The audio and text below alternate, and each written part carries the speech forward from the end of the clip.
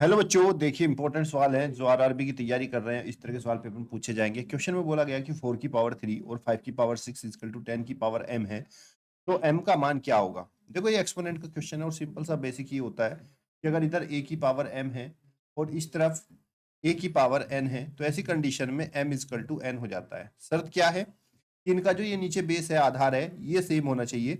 अगर ये समान है तो इनकी पावर भी समान होगी। अब इस वाले सवाल में हमें दिया गया है 4 की पावर 3 और 5 की पावर 6 इज इक्वल टू 10 की पावर m। यहाँ पर 10 की पावर m है, इसका मतलब इधर भी हमें बेस किसी तरीके से 10 ही बनाना होगा।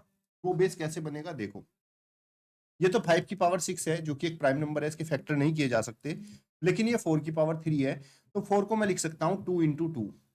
ठीक है, 2 इंटू टू की पावर 3, और 2 इंटू टू को मैं यहाँ पर 2 टाइम लिख सकता हूँ, 2 टाइम है तो इसको 2 की पावर 2 और इसकी पावर 3 हो जाएगा। मल्टीप्लाई बाय 5 की पावर 6 इज इक्वल टू 10 की पावर m आपका इधर चलता रहेगा। यहां पर क्या होता है, मल्टीप्लाई में पावर की पावर से मल्टीप्लाई हो जाती है जब घात के ऊपर घात होती है, तो ये संख्या हो जाएगी 2 की घात 3 दूनी 6 मल्टीप्लाई बाय 5 की पावर 6 इज इक्वल टू 10 की पावर m। आपको पता है बच्चे, जब आपकी पावर सेम होती है, देखो यहाँ पर पावर सेम है ना, तो अगर घातें सेम होती हैं तो आधार की आपस में गुणा हो जाती है। तो ऐसी कंडीशन में 5 की गुणा 2 से करेंगे, 5 दूनी आपका 10 और 10 की घात 6 हो जाएगा। इस तरफ आपको दिया हुआ है 10 की घात m।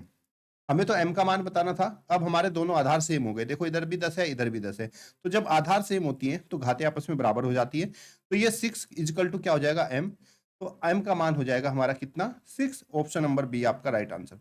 कमेंट बॉक्स में बताओ आपको ये क्वेश्चन कैसा लगा। चलिए अगला सवाल देखते हैं। अब ये वाला सवाल देखो, ये भी आपका आरआरबी ग्रुप डी में पूछा गया है।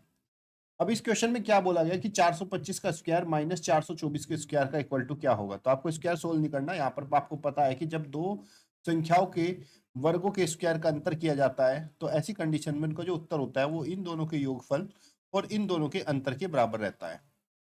तो इसी को यहाँ पर भी यूज कर लेना है। ये आपका 425 है, तो एक बार 425 और 424 को हम लोग प्लस कर लेंगे, और एक बार 425 में से 424 को हम लोग माइनस कर लेंगे। 425 424 को हम प्लस करेंगे तो 4 5 9 9 2 4 और 8, तो 849 और मल्टीप्लाई बाय 1 हो जाएगा, तो उसका आंसर आ जाएगा 849। तो बच्चों पेपर कभी भी आपका कठिन नहीं आता, इस तरह के छोटे छोटे से सवाल बनते हैं और मैं आपको ऐसे ही इंपॉर्टेंट क्वेश्चन देता रहता हूं जिससे कि आप लोग ये क्वेश्चन करो और इसके जैसे और भी बहुत सारे क्वेश्चन अपनी जो भी बुक से आप तैयारी कर रहे हो उससे आप लोग प्रैक्टिस करो, तो 100% आपका सिलेक्शन हो जाएगा।